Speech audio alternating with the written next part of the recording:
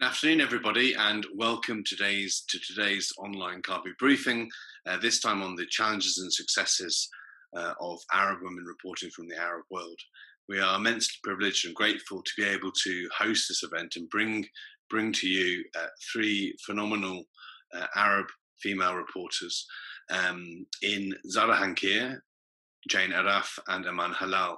Zahra is the editor of Our Women on the Ground, which is a superb and fantastic anthology of 19 female Arab reporters from across the region who have added their stories and their reports into this anthology. And I really do recommend you reading all 19 of these women and what they have to say and allow their voices to be amplified even further.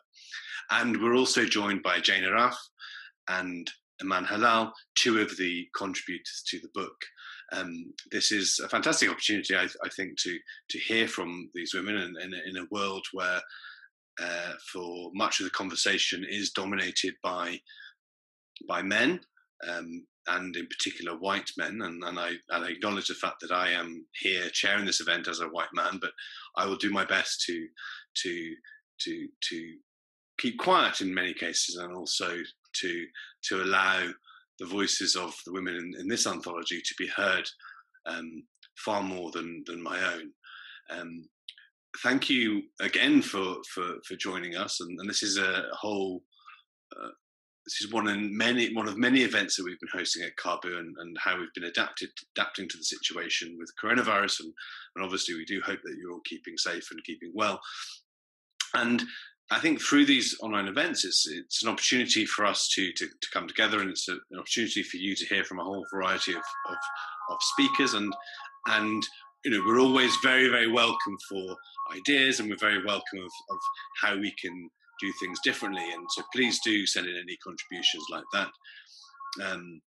We'll continue to do these events, and we hope you'll be able to join us for many more. And it's great also to see familiar faces, friends, colleagues, acquaintances, but also lots of new faces. And I hope you will keep in touch with us, and I hope you will continue to come to these events wherever you are globally. And I know it's the benefit of some of these events that actually we're not just speaking from London, and we're not just attracting people from London, but we're attracting people from all over the world, and that's fantastic.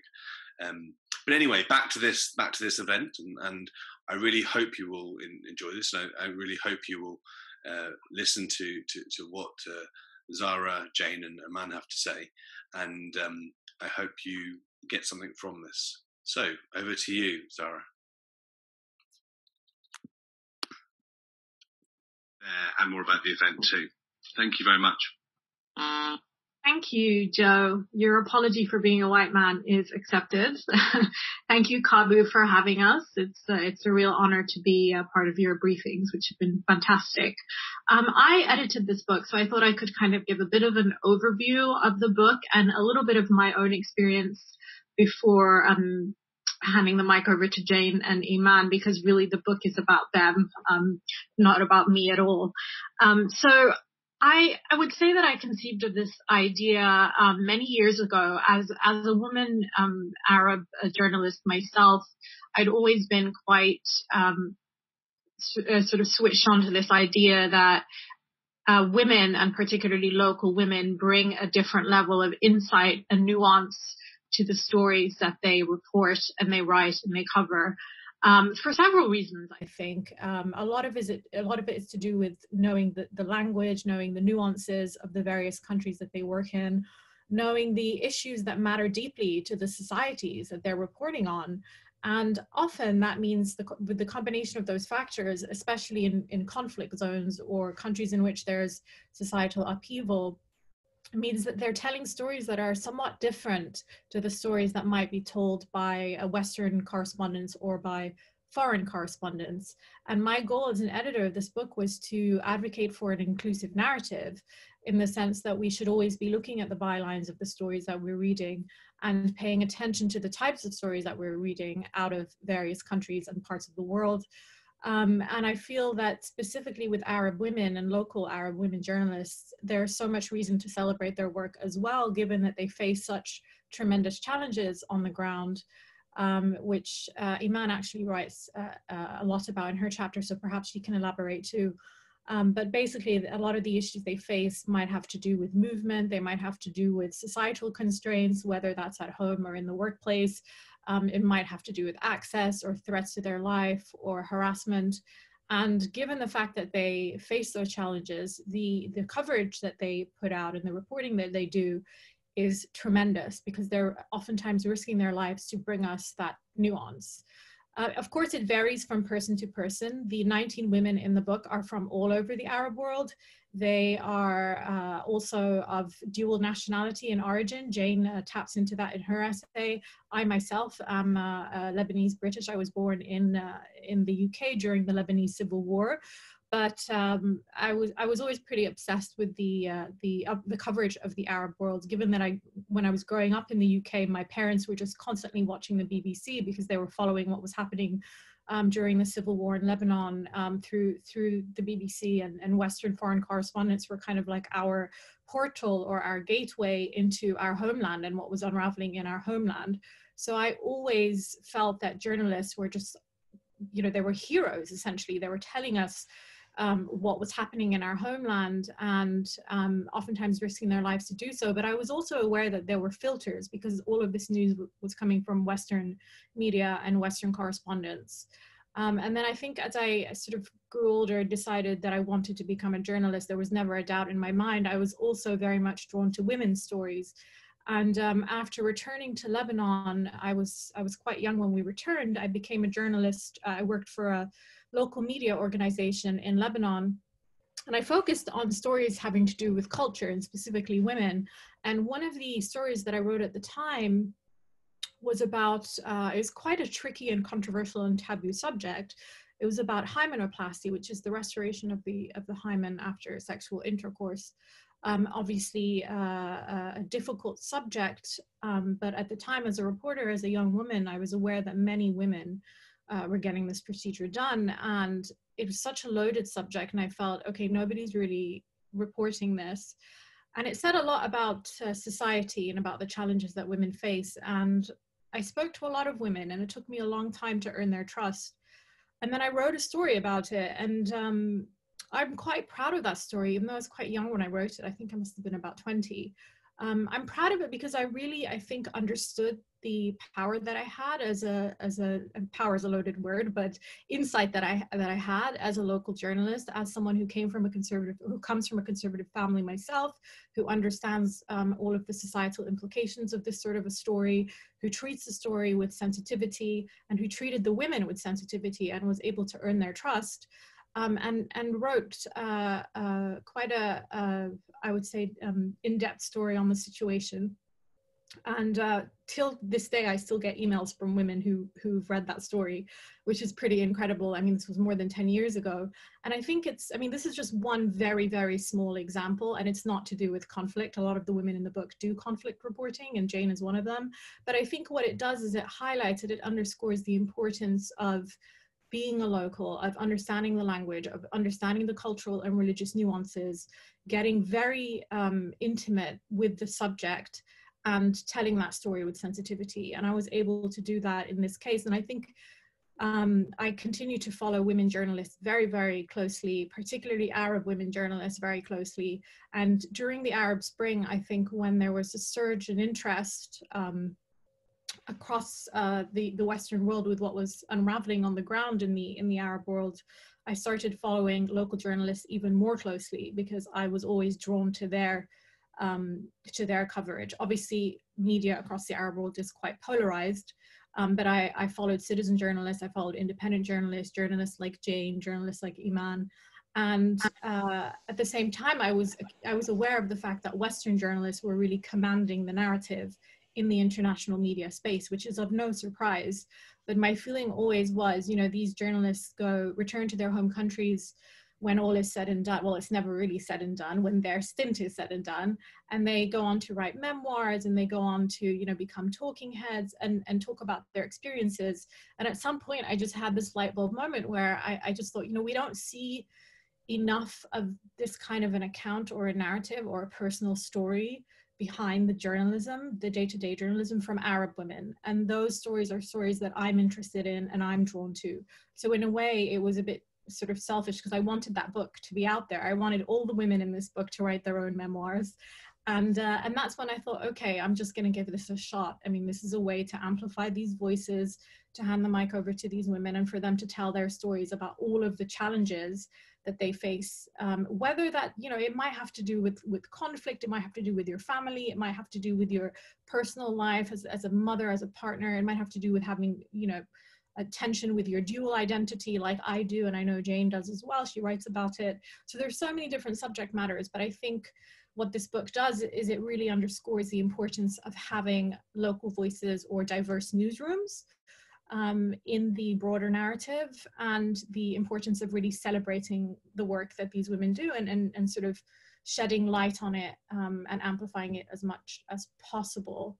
I've spoken a lot here. I think I've reached the 10 minutes, Joe, so I'm happy to hand over to maybe Jane, because I talked a lot about the dual nationality, and you wrote a gorgeous chapter about your experience in Iraq and how you felt as a Canadian Palestinian who was writing about Iraq for American audiences. Maybe you can tell us about that. Sure, thank you so much. And Zahra, you put together something that turned out to be very, very special. And I know it was like herding cats sometimes. So really you're to be commended. And thank you to the Council for this lovely event. And I'm so pleased to be on with Eman, who, if you haven't seen her photographs, they are mesmerizing, particularly the ones of Egyptian women. Like each one of them just pulls you into its own world. They're really quite amazing. I have to be honest, first of all, I do not face a lot of the challenges that the other authors do in the book. As a Palestinian Canadian with only Canadian nationality, if I were reporting from Egypt, where I'm nominally based, for instance, really the worst thing probably that would happen to me over my reporting would be that I would be deported. And that's certainly not the case with Egyptian journalists or Iraqi journalists or journalists in most of the countries I work with. So I've been very lucky to that extent. I just wanted to talk a little bit about how things have changed, I suppose, because so I started off covering the Middle East in the 90s, studied journalism in the 80s, came to the Middle East in the 90s.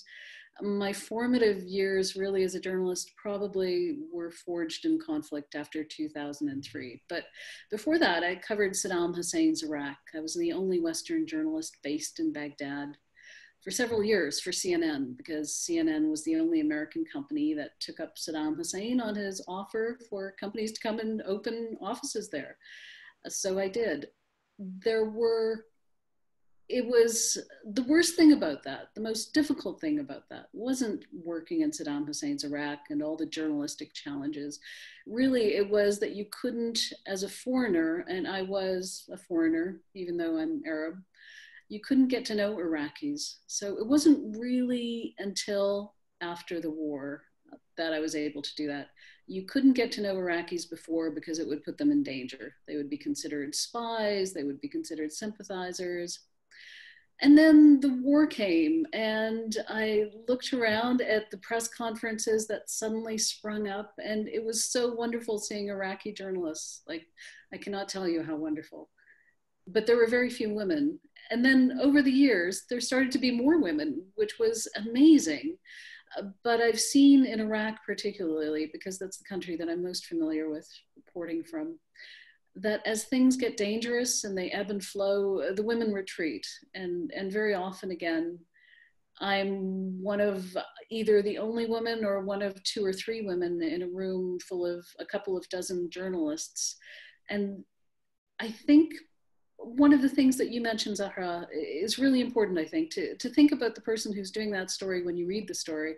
And if you're reading a story from a female journalist in the Arab world and she's from there, she has like a million pressures probably that all make that story even more amazing that it actually got done in the first place. Whether it's her family saying she couldn't go out, whether it's a curfew, whether it's worries about her children, whether it's societal pressure if she's in television, telling her good girls don't go into television, for instance, all of that.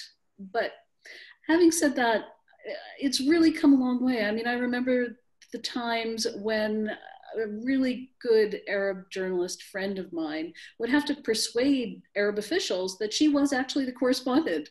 They would say, no, send us the real correspondent. And she'd say, but I am the correspondent. And they wouldn't believe her. None of that exists now. And there's just a tremendous wealth of talent there. One of the things I wanted to talk about briefly, I guess, is the challenges now in reporting under COVID-19 and the coronavirus, and it is the kind of journalism that I least like to do, reporting remotely, essentially. I've always felt that if you're going to tell a story, if you're going to tell people's stories and you have that responsibility, you have to be there, you have to look at them, you have to hear them, you have to have those conversations, you have to see what their facial expressions are, you have to see what kind of environment they're living in, and this has taken away all of that. And I think one of the things that's taken away particularly are the stories of women. I got a chance to go to the Zaatari refugee camp last week, and I and a photographer there for National Geographic were the first journalists who had been allowed in since a really strict lockdown here in Jordan in mid-March, so 2 months.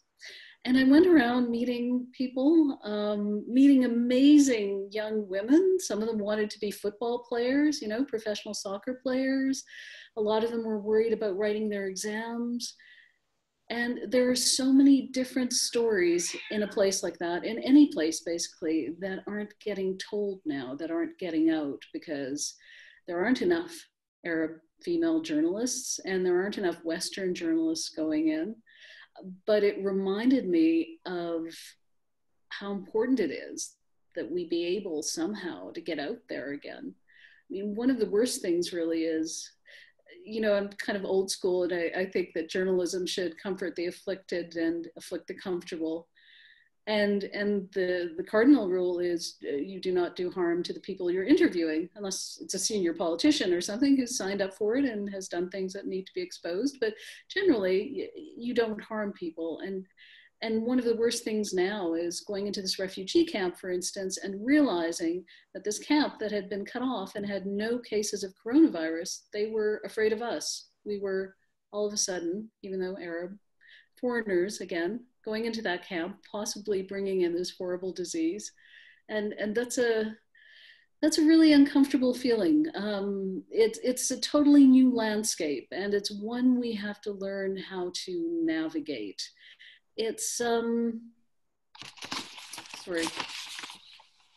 The other thing that I learned when I was in that camp is all of the things that are going on while we're not paying attention, and not just in that camp, in other places. For instance, the UNHCR told me that they were concerned because reports of domestic violence were down, and you'd think that would be a good thing, right? But it's not a good thing, because in their view, it doesn't mean that domestic violence is actually down. It just means that women and girls and families aren't able to report it. So that's something else that I worry about as well. In general, though, I mean, really in general, to be totally honest, I'm here in lockdown, essentially. The airport won't open again for another month, but as soon as it does, I'm hoping to be back in Iraq or some other place where I can actually get out on the ground again and talk to people, even in this new environment, and see people and keep doing those stories and meeting those people who need to have stories done about them. Thank you. Looking forward to the discussion. Thank you very much, Jane. Now over to Eman. Yeah, hello. Thanks for. I'm glad for joining on this conversation, and also I'm glad to be part of the book. When Zahra sent me the first email about the idea, and she asked if I'm interested to be part of the book, and I was really glad. And we had a lot of emails for a couple of years. I think for 2 years maybe. Yeah. Back and forth discussing, and she helped me a lot actually on writing, because maybe because I'm a photographer, so I didn't used to write a long text or even express myself by writing, but I'm doing this more with pictures.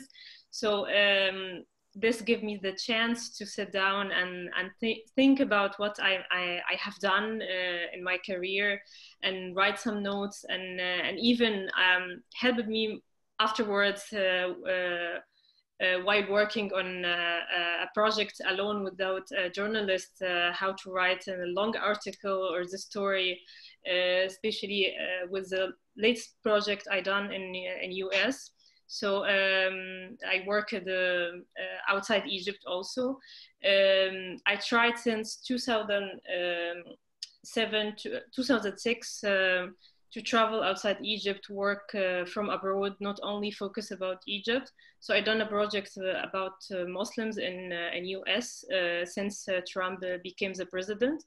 And I learned a lot from this experience, especially when you work from your, not from your country, so you are out of your comfort zone, know nothing. I have to do a lot of research alone, and especially also working in a big city like New York, on travel to another states. It was a really good experience for me. I have to start first talking about my experience in Egypt and how I get into the industry. It was not easy for me. Yeah, I studied journalism, but I didn't know after I graduated if I would continue on this field or not. And I was lucky that couple years after I started working, the Arab Spring started, and this give me more chance to work. It was not easy in working in a newspaper, especially when I worked with some with other journalists or photographers who didn't accept really much that women to be on the field. So I had this challenge between working on the field with other people, or with the colleagues, or even with my family, especially with all the events and violence which came with during the Arab Spring, and working late and all these things. My family was not comfortable with this, so I had a lot of challenges inside me. I have to face it, and also to challenges in the ground, how to deal with the situations, because I never been before before the revolution in Egypt. I never been outside Egypt, covering maybe in the Middle East, so I have no experience. But I learned a lot from the foreigner correspondent who came to Egypt. I was every day after I came back to the office, I used to look to their work and see like how they where they stand, from which position they took the pictures.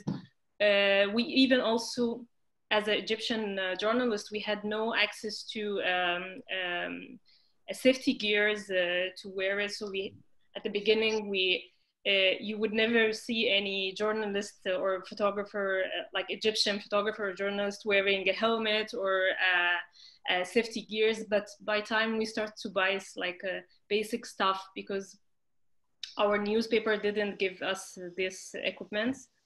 I had an interest to work in stories about women and also about religion, and I covered part of my coverage in Egypt was about sexual harassment and violence inside homes. I'm still interested on this, but since I moved from Egypt, now I'm based in Germany, I have to take like a break a little bit from working in my home country, and try now to think more about what interesting story I could do here in Germany or in Europe. And talking about coronavirus, I did not have an access to photograph people here or go to the hospitals. But in the lockdown, I mainly stayed in my room. So I started to learn more about lighting, and I spent long hours just watching the sun coming, the light coming inside my room and leave. And how I can photograph my isolation inside my room and present this in pictures. So it's a little bit was difficult because I used to like photograph someone, a person in front of me, but not my feeling or even photograph emotions without any people. Now my interest actually after the project I done in US, I also interested in doing something about Muslims in Europe. I don't know when I could start on this because with the current situation, we never know when exactly we would be able to meet more people and work. And I little bit now focus about learning the German language and consider Germany as like a new home for me, and applying for masters and doing another stuff beside taking pictures, because I think this would help me to understand more, to communicate more with the Germans here, and I can better work in the stories when I can communicate well with them.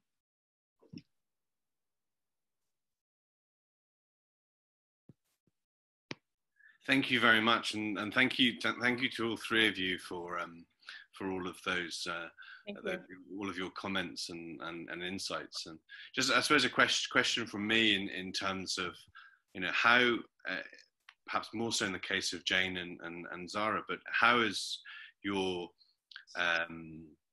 sort of your dual identities, how have they either impacted or hindered how your work has taken place? And also, I suppose for Eman as well, in terms of, you know, now being in Germany, do you think that actually being an Egyptian woman in Germany, that, you know, how are you perceived in that context as well?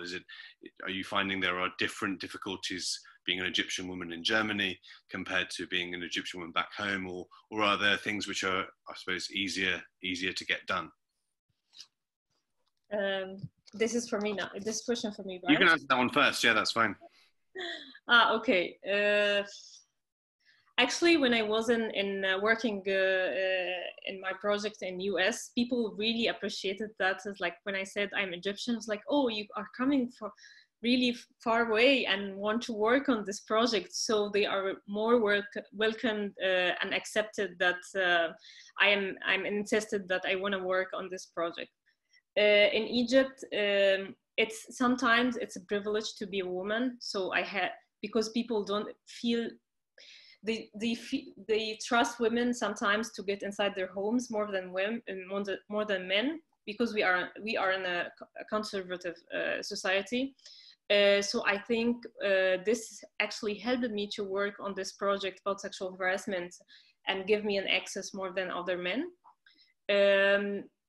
But at the same time, it was really difficult when I want to cover like protests or clashes or stuff like this when I already done this, because I don't know why, but usually the managers or who is like working in our newspapers, they trust men more than women. So maybe because they have this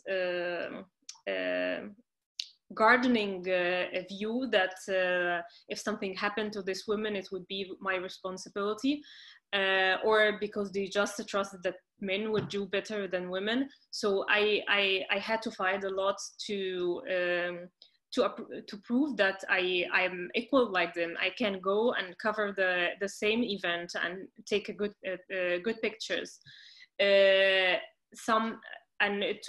was working sometimes after my shifts just to approve this. Even maybe my boss will not look in my pictures, but I was looking for what going on and happened in my country, not just because I'm a journalist and I have to cover this as a job, but because this was for me like a history, and I have to be part of this. I have to cover it. and I don't care at the end if they're going to publish these pictures or not, but I should be there.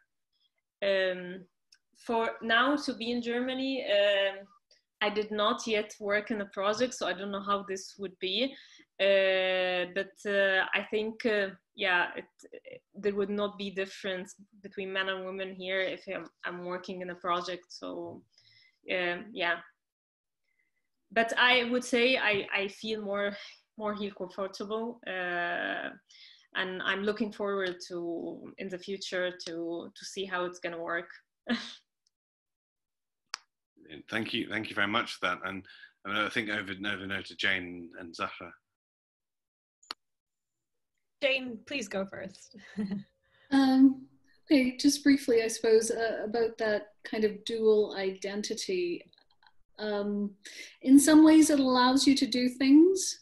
For instance, because I work for an American news organization, even though I'm Arab, I can do things that would not be socially acceptable for a nice Arab woman. I can go places I'm not invited. I can sit with the men. In some senses, if you're a foreign journalist, that kind of becomes your chief identity. So there's that.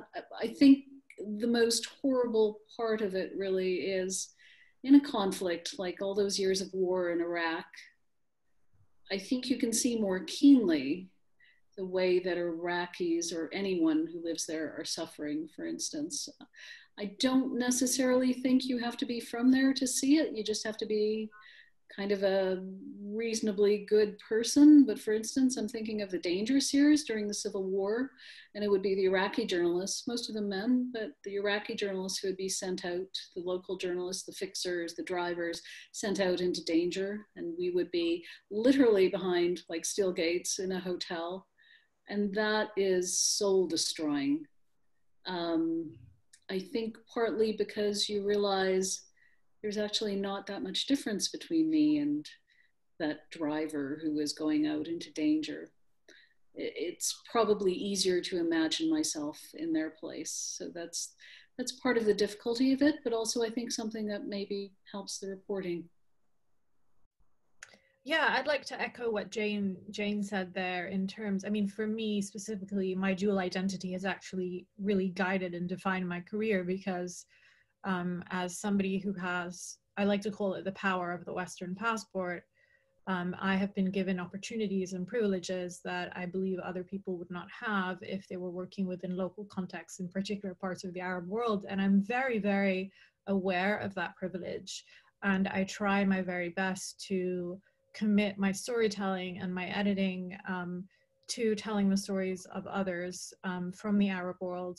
And specifically trying to shine a light on locals and the plights that they face, because I'm so aware of my own privilege and also understand the Western media landscape very well since I've worked so many years in it. I also worked for local media in the Arab world. But I think having that understanding of both, you know, the local context and the struggles of locals and the conflict and societal upheaval in the Middle East has allowed me to tell stories differently. Again, I'm not a conflict reporter. I do focus mostly on culture in my reporting, but I still think that that's important to have the insight into both worlds when you're telling a story to a Western audience that is about the Arab world. And also I do want to say, in terms of the differences between being a reporter of dual nationality and being a local reporting from a conflict zone, for example, they're very steep. And I'm very, very aware of that. I mean, a local reporter, let's say in Syria, and actually Zainab Hayim, who Joe, you know, Caabu knows very well, she's one of the authors in the book. She captures it beautifully when she says, you know, the sources or the numbers that you see on your screen, they're not just numbers for me. They're my relatives, they're my lovers, they're my teacher, they're my school friends, they're my, you know, it's like the stakes are so much higher for locals. And I'm so, so deeply aware of that. And I think that knowledge has actually guided my career in the sense that I'm always trying to do the story justice, because I feel that I'm actually quite privileged to not have those challenges myself and to be looking at the conflicts from the outside but also trying to sort of bridge the two worlds in a way. I don't want to sound cheesy, but it has defined my work. This book was never a project in which I thought, okay, this is a book for the Western world. This was more a book about amplifying local voices and saying the Western world needs to take note of these voices too. So I don't think I would have had that approach to my career in my journalism had I not had that dual identity. And I will say that I carry a lot of guilt for having the dual identity and for having the privilege of a Western passport. And that guilt is actually a prominent theme in the book. I'm not the only one who has that feeling. A lot of the women with dual identity in the book also do. And I even think the locals have a lot of guilt too. Everybody's constantly feeling like they're far more privileged than the other because they're facing struggles that might not be as difficult as the other person. And that's a very prominent theme in the book. But yeah, just to that was a long-winded way of saying that I feel like it's benefited me, but I'm very aware of the privileges that I have because I have the Western passport. Thank you very much. I think now we have a question from Ahlam. Well, actually, I wrote Mike. Well, the Egyptian lady, I'm sorry, I forgot the name. She was saying that she's looking for an interesting story to follow up, and particularly for women. And I would like to say that, don't you think that the mushrooming of Sharia councils in the West is an interesting story? Because not only that it is not just for Muslim women, but again, it creates a parallel legal system as well as affect the citizenship, where you are going to have a discrimination between two citizens in the same countries. So what's your opinion about that?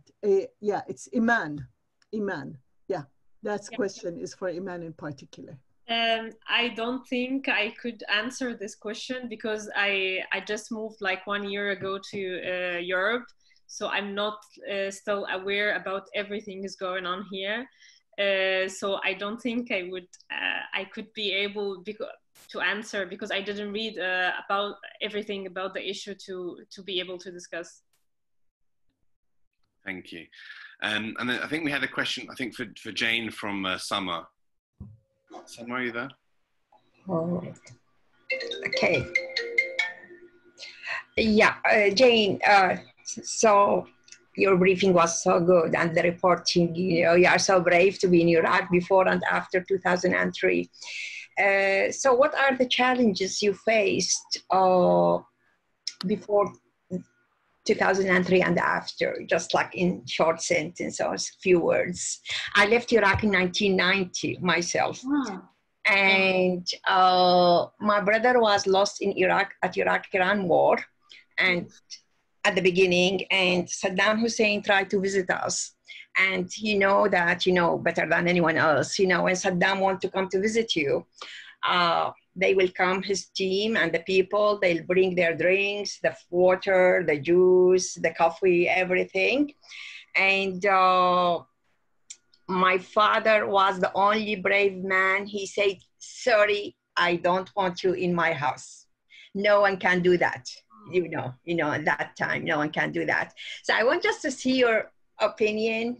I mean, what I say always, and that's my story, if you know how to deal, and when we told him why we don't want him, we don't want any penny, any money, any dollar, any dinar, anything, because we lost my brother. And we explained, my father said, I don't want you to come and to give me 200 square meters of land or whatever. So, and then when he explained, even with that time, we managed. We thought our house is going to be bulldozed. You know, no one can say that to Saddam. But after my dad explained, and he insists, no, I don't want anything, we get a way out of it. So I want to see your challenges between before and after. Thank you so much. That's amazing. And it's an illustration, your story, of how, you know, every single Iraqi I find could write a book about their life. It's extraordinary. It is a nation of survivors, of incredible people, incredible talent, terrible tragedy. I think the challenge before and after, if I had to sum it up in one thing, is still almost the same. It is the challenge of, no matter how much time I spend in Iraq, I always fear that I don't know it well enough, because it's such a complex country and people There are so many different segments of society. I feel like I could report from there for another 100 years and I wouldn't know it well enough. Under Saddam, obviously, reporting was very, very difficult. In the civil war that followed and the war, it was also difficult for very different reasons. But the challenges are considerable, as you know, in reporting from Iraq, but I've always thought that despite the danger, despite the complexity, it is so worth it because it's an extraordinary country with extraordinary people. Well, I found working on Iraq, still I'm working on Iraq, it's very stimulating and I love it. And I'm based here in London, yeah. Okay, thank you for your reply. Thank you. Thank you, Samara. Thank you for your response, Jane. Question from Basma. Sorry, now we need to. Sorry, Yeah. I just muted you now. Basma, are you there? Yeah, hello. Thank you so much for this inspiring thoughts and reflections. My question is how we practically support underrepresented, vulnerable refugees or asylum seeker women and girls in order to speak and to tell us about their stories who are living in underrepresented communities, like the communities here in Europe or communities in Arab world, and also who are living in the camps, taking into consideration that they are not professional journalists or they don't have any academic or a professional experience, but still how we can make sure or how we can really practically support these women and girls to tell their stories, and also using the digital storytelling or story making, because I do believe that storytelling, especially for girls and women, is doing a lot of, is creating a lot of spaces for discussions and platforms for discussions and asking questions about serious concerns and serious topics in Arab world and in Islam and Islamic world, even also in the world itself, like sexual and gender-based violence, and recently also about migration issues in Europe. So how really we can practically support, and if you have any suggestion for any online courses or any people references that we can link or connect these women or these girls with them in order to be able to train them to tell their stories. Thank you so much. Very inspiring. Thank you, Basma. I don't know who would like to. There's also, I think, also maybe just to add to that question as well. I think that if you can, I mean, how has social media? This is from Chris actually. Social media affected the work for your work as Arab female journalists, and do you feel that you suffer a lot more abuse online and things like that? And how do you handle that?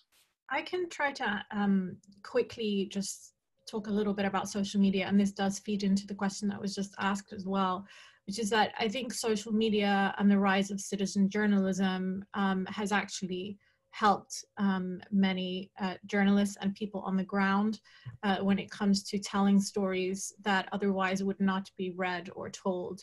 I think platforms such as Twitter and Instagram and Facebook and other, any social media company, YouTube videos, all of that has actually given rise to so much incredible and authentic content that comes out from the region. I think sometimes it can be problematic because there's a lot of misinformation out there, but I do think that that is one way of sort of supporting refugees or underrepresented people by seeking out some of these journalists and sharing their work, because essentially what these journalists have been doing, many of the women in the book actually are committed to telling the stories of refugees. One of the women, Nur Malas, writes about her relationship with a refugee family. So these women are committed to doing that. But I think if you don't have as many people on the ground as there needs to be in particular places, all we can do really is try our best to amplify the work of people who are there, whether or not they're journalists. A lot of amazing NGOs are doing great work on the ground, whether that's Amnesty or Doctors Without Borders, Save the Children. So seeking out these groups and seeing where they do the work, and then also sharing their work on social media. Obviously, social media it's sort of difficult to navigate the space because there's so many negative challenges as well for women in social media. But Huwaida Saad, one of the authors in the book, actually writes about how she was able to report on Syria from afar, mostly through Skype and WhatsApp. And I think probably Jane, you can echo some of that because you're going through that right now, where you're doing reporting from afar, where Huwaida was able to actually really tell incredible stories by forming relationships with her sources through WhatsApp. So again, in that sense, social media has opened up another world for many of the reporters. I don't think that answers the first question. It's very difficult, the first question, but I tried my best. Maybe Jane, you can tell us about your experience with social media.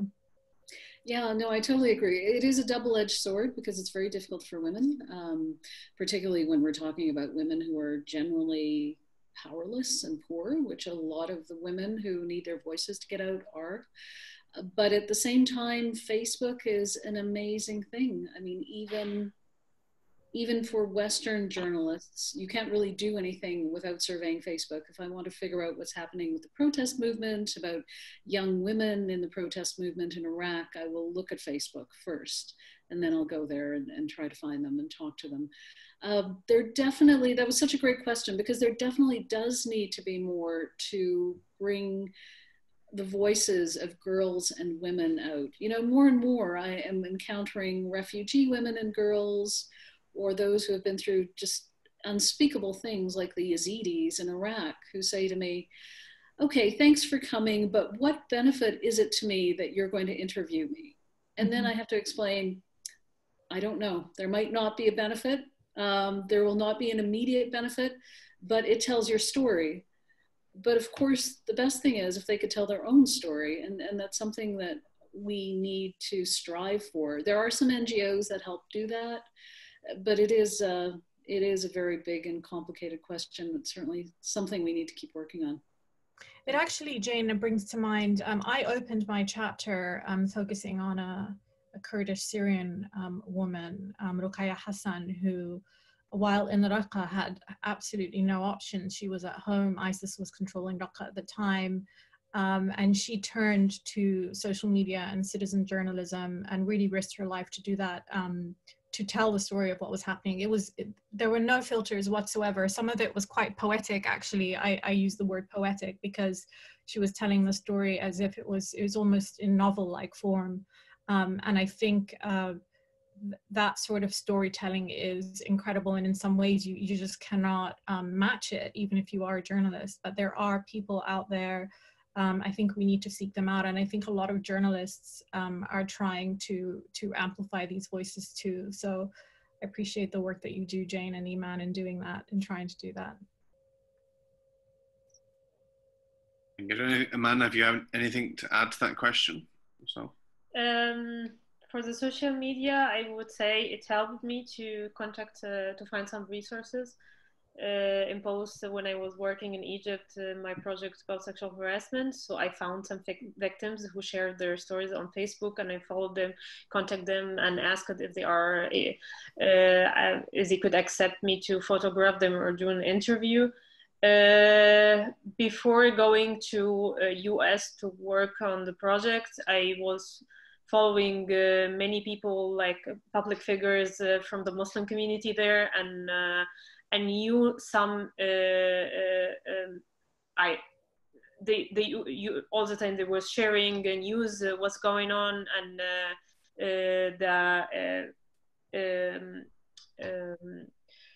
some small things is happening and you can't find in the media in US. So it's just published in a small incidences published in the small newspapers. So there was not a big focus about these things. And actually, I collected this small information. And when I went to New York, I went to places where some violence happened or someone had been harassed or killed, to find where they live, because I did not have much information about them. No pictures, even sometimes no names. It's just a title that, for example, one woman had been harassed on this street. And I went to places, I asked in the corners, like maybe a gas station or a small supermarket, until I found some victims. So this has helped me, of course, to contact with people. Thank you very much. And now I think a question from Karen. Let me hear. Karen, are you there? I'm trying to unmute you, but... Yeah, I would like to ask if any of you were embedded with the military, and that being a woman, did that have an effect, and how willing were they to take women journalists to the front line? That's one for Jane. Thank you. Yes, I was embedded quite extensively. In 2003, I was embedded with the US Army, the US Marines for most of the battles in Fallujah, in Najaf, and places like that. How willing were they to take women? The US military has to take women. So that kind of sorted that. And the Brits do as well, I believe. In the actual fighting, like the all-out, horrible, destroy cities fighting, I was with the Americans, embedded with the Americans. And there they kind of tend to assume that if you are with them, if you've signed up for this, if you have made that decision, that there is a significant risk that, you know, you might be hurt or killed, then you're all in. So they're fine with that, and they respect that, I found. Being embedded with the Iraqi military is a totally different thing, because there they will try to shield women from the front lines. And there have been Iraqi women, Kurdish women, Arab women in Iraq who have been killed on the front lines. I mean, as we know, women in the Arab world are incredibly brave, but Arab armies, Arab military, the access is much, much more problematic. But when it comes to the Americans, and to a lesser extent, I found the Brits, there was no problem with access because I was a woman. Thank you for that question. Thank you very much for that. I think now a question from Gillian. Let me... Hi, can you see me? Yes. First of all, thank you to the three of you for an absolutely fascinating discussion, and for the work that you do and the courage that you show, which is very inspiring. My question is for Eman, and I should say that since 2000, I have made 19 films on Egypt. And I wondered whether you felt it was becoming more difficult to tell your stories before you left. I was working usually with local newspapers in Egypt, and I quit from the last one in 2015. It was difficult a little bit for me to report from what's going on in Egypt, and I decided I want to work more, focus on the documentary photography and documentary stories, and stories about women, social justice, and not too much about politics. And then I had a chance to travel after this to study outside Egypt. So I was a little bit not too much into what's going on in Egypt, because I had to focus also about my studying. And I decided I wanted more to work outside Egypt. That's why I had an interest about US, and then I studied for 1 year in Denmark, and then I moved now in Germany, because I don't want only to be a local journalist. I want to have to achieve more experience when I travel outside, and be connected with people from other communities, and try to do different stories. Thank you. Thank you. Thank you, Eman. And now a question from Stella. Stella, are you? Stella? Hello. Hi. My name is Stella Mascarenhas-Keyes. I'm a social anthropologist. And I'm interested in listening to your stories, and thank you very much for your presentations. I look forward to reading the book. Now, one of the things about being off the society, being what I call a native, I was a native anthropologist, when I did research in my own country in India and also in the diaspora. One of the issues that arose, and I'm interested to see whether there's any parallels with yourselves as journalists, is this different expectations from you from the society. The society, is not heterogeneous, it's not homogeneous. So you say the Arab world or the Arab community or Syrians, it's heterogeneous. So I'm wondering whether there were different expectations in different parts of the community of yourself as a journalist. And when you reported, when you provided your stories, whether in fact there were different responses from different parts of the society. In other words, did you tell the story correctly, or what? Did somebody not agree with the perspective you took? How did you deal with all that? Because there's an enduring relationship with your community compared to if you're a foreign journalist or a foreign anthropologist. You go back home and you don't have this enduring connection. I just wondered what difference, if at all, that made to yourselves. I will very briefly say that we have not found a publisher in the Arab world that is willing to publish this book in Arabic. And that says a lot about the reporting that the women have done and also the stories that they tell in the book. We haven't found anywhere that's willing to publish the book quite yet, which is quite disappointing. That's going to be my only contribution to this question. That's really interesting and disappointing, as you say. Yeah. I have found that, a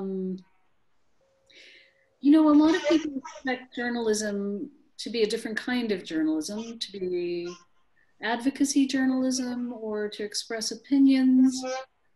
And I always think of someone who said to me as if it were an insult, I don't even know what you think. To me, that's kind of a good thing in the kind of journalism that I've done. Although obviously one's opinions and biases kind of come out in the stories you're drawn to, in the stories you tell. But I do find that there is a pretty prevalent criticism that as someone of Arab origin, I have sold out, that I am on the side of the occupiers, on the side of the colonialists, and all of that. And that's a running theme, I think. I know I said I wouldn't say anything else, but I think what's quite upsetting about what you just said, Jane, as well, is that so many of us with dual identity actually were born elsewhere or live elsewhere, or our families had to move elsewhere because of conflict and tumult and forced exile and refugee crisis from our home countries. So, these families, these entire generations are being born elsewhere and are living elsewhere and are having to contend with this dual identity because of what is happening in their homelands. And a lot of the time foreign powers are actually involved in those dynamics as well. So I think that complicates it too, because you're getting, you're sort of getting the brunt of both worlds really in a negative sense. Like you don't really belong in one or the other, and that can be a challenge in and of itself.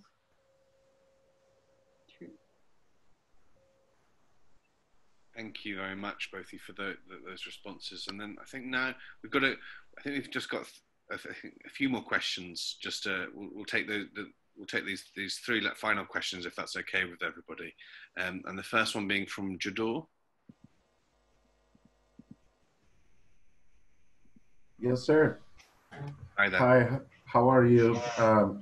Thanks for the presentations. To be honest, it is a great pleasure to be with you all. Being from Argentina, it is hard usually to participate in this kinds of events. So basically, my question goes to all, but I took it from Zahra's presentation.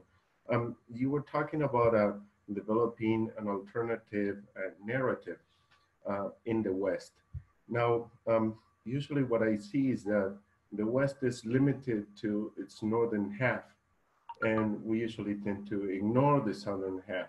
So my question goes, or something like, have you reached out to the South? What possibilities do you see in the South of the West to develop an alternative narrative, taking into account that there is a big Arab diaspora here, for example, in Argentina or in Chile, in Brazil? Thank you. I love this question. Thank you so much for asking. I agree with you. I think the sort of the broader interpretation of who commands the narrative tends to be from, you know, let's say the centers of power for media, which tend to be, you know, the New York Times, Washington Post, the Wall Street Journal, NPR, which Jane works for, and a lot of them do incredible work. And I think actually some of the best work that comes out of those particular organizations are by women of dual nationality or who are in the Arab diaspora. And that is because they can navigate both worlds in the way that we spoke about earlier. They have the linguistic skills, but they also understand the demands of a Western audience and how maybe the narrative might need to be tweaked or amended slightly to make it work for a Western audience without in any way compromising the truth, of course. And I do think that because there's such a large diaspora in the countries that Arab diaspora in the countries that you mentioned, that there is a lot of room to actually to work with journalists there and to see. I'm not sure in truth how diverse newsrooms are there. But I would hope that they are more diverse than newsrooms in other parts of the Western world. Can you maybe answer that question? I'm actually not sure myself. My hope would be that we start to see more work by you know, people in the Arab diaspora from that part of the world too, because it is actually improving. I think generally as sort of a broader situation over the past 2, 3, or 4 years in particular, we've seen more Arab women be given bylines, Arab women with a dual nationality, or Arab women who initially were stringers and sort of worked their way up the ranks because of their incredible work. For example, last year, 2 Egyptian women were given the Pulitzer Prize in International Reporting, which was a tremendous achievement, along with a Yemeni journalist. So I do want to say that there have been changes in the narrative, but that a lot more needs to be done, because these are just, I think, small steps forward. Because if you look historically, the narrative has been skewed. When I say historically, I mean over a period of decades, really. I think I really, really love your suggestion. I would hope that that there's room to amplify the voices of the Arab diaspora in that part of the world. I mean, do you have anything you'd like to add to that? Because I actually don't know enough about it, and I appreciate that you bring it up. Well, I appreciate you giving me the opportunity. I think pretty much what we see here in the South is a reflection of what is usually shared by the media up north. There's not much of an alternative narrative, although we try to, there are some outlets that try to push and promote a different take on things. I think it has been really hard. And I think we face some of the same challenges, and that is why, or that is where it originates my question. You know, since we face similar challenges, try to find ways to develop a relationship and a cooperation scheme, pretty much, to face the same challenge. Reach out to me. Please do reach out to me. No, I think I completely agree with you. I mean, I think in general, we need to advocate for diverse newsrooms everywhere. And I think at the heart of this discussion is that those particular areas of power are very centralized, and they have been so for many years. So when you think of the Western media narrative, you are thinking of these particular mainstream media organizations, even though there are incredible media organizations all over the West doing incredible work. And again, this is never to dent the work that Western correspondents do or Western organizations do at all. It is just to advocate for a more inclusive narrative, because you really do need to have more diverse bylines, and you really do need to be amplifying the work of locals or treating locals in the same way that Western foreign correspondents are treated, by giving them more protections, for example. So thank you for bringing that up. Thank you. I don't know if anyone wants to add anything. No. Any additions for anybody? I think a question now from Thea. Thea, are you there? Yes, I'm supposed to be. Can you hear me? Yes, we can. Okay, good. Yeah, so again, thanks, like everybody has said. Thank you for this event, and I'm very much looking forward to reading this book. I was just made aware of it today, actually. And just to let you know, I'm a Danish journalist, freelancer, and I'm based in Iraq, in Erbil, for the last 3 years. And I have been covering different conflicts and so forth. So I am just curious, because it was mentioned earlier, something something about privileges earlier, and we can experience these privileges, I guess, in different ways, all of us, whether it's me sometimes being a blonde, it was mentioned earlier, having a Western passport and so forth. So I am just curious, because I have to be honest, I actually don't feel I meet a lot of local journalists where I am. I have been to Afghanistan and Yemen and of course Iraq, Syria.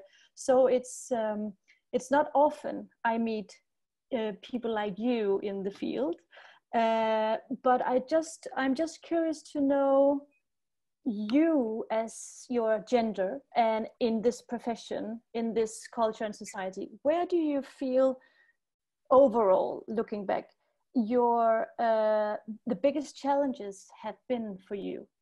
Has that been meeting the expectations or, you know, traditions of your own society cultures? Has it been with meeting people like me? You know, like we have Western media or in the field, or maybe you're a local male journalist, for example, or colleagues, if you understand the question. Does it make sense? Yeah, that's a great question, and one that I think a lot of us spend many hours over tea or drinks discussing. I would say, for me, it has been, over the course of a rather long career, my compatriots, the editors in traditional news organizations who aren't quite ready to embrace the role of women. And I found that particularly in British news organizations. American ones still, you know, still some resistance. Not so much to "you're a woman, you can't do that," because they don't say that much anymore. But what they do say are things like, "Oh, I think that's just a personality conflict," when in fact you're having an intellectual disagreement with a male colleague, for instance. So I would say the challenge is... So you feel it's, for you, it has been the gender thing? For me, it's been more of a problem with Western editors rather than local colleagues, rather than Arab men I work with, for instance. Okay, interesting. Yeah. Yeah. I do want to, sorry. Okay. Sorry, did someone speak? No, it's okay, go ahead. Oh, I did want to say that a lot of the women in the book spend time, you know, addressing the challenges that they face. But most importantly, they spend a lot more time writing about how they find very resourceful and savvy and tactful ways to get around those challenges. And in fact, a lot of the time their gender is an advantage. And Eman touched on this earlier, being able to enter the private homes of women, for example. Another photojournalist who Eman knows well, Amira Sharif, who's Yemeni, actually devoted a lot of her photojournalism to telling the stories of Yemeni women, because, you know, the other journalists were preoccupied with other stories. And then there's women who were focused on telling women's stories, and who were able to speak to some of these women and to get their stories and to earn their trust and confidence because they were women. One of the women who comes to mind is Hiba Shibani, who's a Libyan journalist, who had a women's show in Libya. After the fall of Gaddafi, there was a proliferation in media outlets there, and she was given a talk show focused on women's issues, and people assumed that she was going to be covering things like makeup and hair and very superficial, you know, women's issues. And she used that as an opportunity to tell very serious stories about what women were facing in Libya. One of the issues was that women were not able to pass along their nationality to their children. That's something that she focused on, telling very serious stories.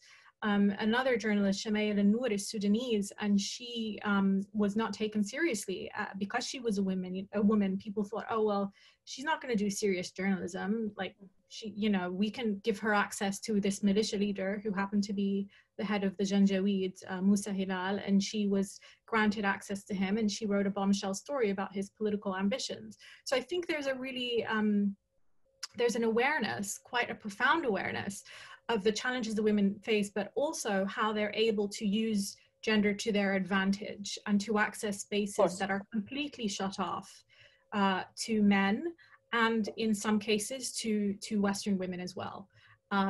I think local women in particular have very, very unique and specific access to very, very closed off spaces.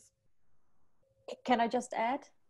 If I'm, yeah, I totally agree. And again, as I said in the introduction, everyone has privileges, whether also related to what kind of stories we cover and so forth.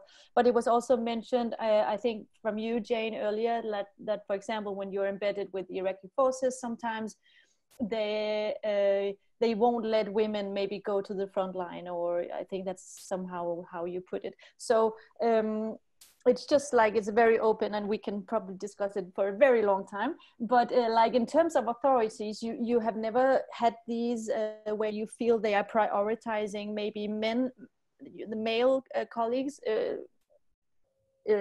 for you, or? I think it really depends on the story. That's a great question. I think military reporting is a very specific thing. There are some cases where it's actually an advantage being a woman because they don't see you as a threat. You can talk to fighters, you can talk to militiamen, you can talk to all sorts of a range of people in the way perhaps a male reporter wouldn't get as much access. Definitely there is a red line among many Arab male military commanders that does not exist in the West. But I think, as Zahra was saying, female reporters who are actually from the countries they report on are really quite ingenious. And the fact that you do see women on the front lines is a testament to that.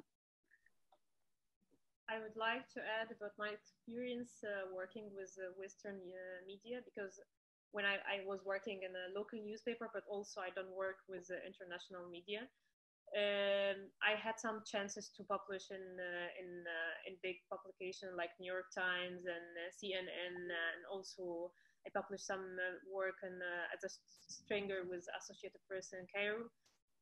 But I would say most of the time the editors, the Western editors, if they are looking for a photographer to work with them in Egypt, they most of the time search for a male, white, American or French photographer who based in Egypt. And this was like, do you know why? I really don't know, but me and my other, like my colleagues in Egypt, we know like the three photographers, most of the media are working with them all the time, even if there is a big story and you need like other people to work with them. Like you just, I don't want to say they are lazy to search for other options, but this is like an easy solution. We know 1, 2, 3, this is, and that's it. And this was actually one of the reasons I decided to move from Egypt, because I felt I am now in a place where no one interested to give me in work, and also there is no big interest about what's going on in Egypt. So what I'm doing there, and I want to continue working. So that's why I thought it's like, okay, I have to move to another place. I do want to actually thank you, Eman, for saying that so bluntly and candidly and honestly, is that I actually think the reason is a structural imbalance of power. The idea of the white male foreign correspondent still exists, and him dominating the narrative in some way still exists. It might be more subtle now than it used to be decades ago. I do think that there's a lot more Western women doing incredible work on the ground too, but I still do think that the white Western male foreign correspondent does have a certain privilege that others do not have. And in some ways, this book really was to challenge that outdated approach or skewed approach to foreign correspondence, this idea that you have to be a foreigner to come in and to tell the story to a foreign audience, when locals are actually doing such great work. And not only that, a lot of the locals are stringers who are helping the Westerners. They just don't get the acknowledgement. So I do think that there's a sort of an imbalance there in power, and that's sort of kind of an unspoken truth in some corners, that the imbalance still exists. This is a good way to come back to the beginning of the discussion, Joe, when you said that you're a white male. Yeah, and I still am a white male, even at the end of it. You are indeed still a white male. But you're a great white male ally, though. You're a great. Well, I certainly try my best. But thank you for all three of you. I don't know whether you have any sort of very, very, very short closing remarks, but I'm just going to sort of do my thank you bit now, which is really appreciate the three of you taking the time out for your day from Germany, from Camden, and from Jordan, just to speak to us. And I hope everyone has got something out of this discussion, and I hope these discussions will continue. And I also hope that you will purchase this book if you don't have it already. It is fantastic, and we have a selection of the amazing women in this book with us today, and also a selection of amazing women elsewhere that are doing fantastic reporting. So very, very happy that we have done this, and I hope also you'll continue to join join Caabu's online events. We have one on I think the 9th of June at 4 o'clock with Professor Rashid Khalidi on Palestine, and we'll be doing more events like this. And if you can support us as well as an organisation, which we're trying to fit in with this new reality, and we're trying to fit in with various spaces and how we do things, and so therefore any help, moral, financial, or otherwise, is always appreciated. So thank you very much for that. I don't know if the three of you do have any sort of closing remarks, and then we'll let people go on with their day. I just wanted to really take a moment to thank Jane and Eman for just being so great. I think I might have emailed you for the first time 3 years ago now. So it's just such a pleasure to finally have an event with you both. So thank you. This was truly lovely. Thank you, everybody. Thanks for organizing this. Thanks for such a great editing venture. And those questions are so wonderful and thoughtful and amazing. Thank you all. Thank you for giving me the chance to be part of the discussion, and I'm glad to meet you, Jan. So, and I hope one time we would be able to meet in person and to see each other. Thank you. Thank you very much. And thanks to Zahra for your efforts to bring all these women together in one book. Habibti. Thank you. Thank you. Thank you, everybody. Thanks. Take care, everyone. Yeah. Bye.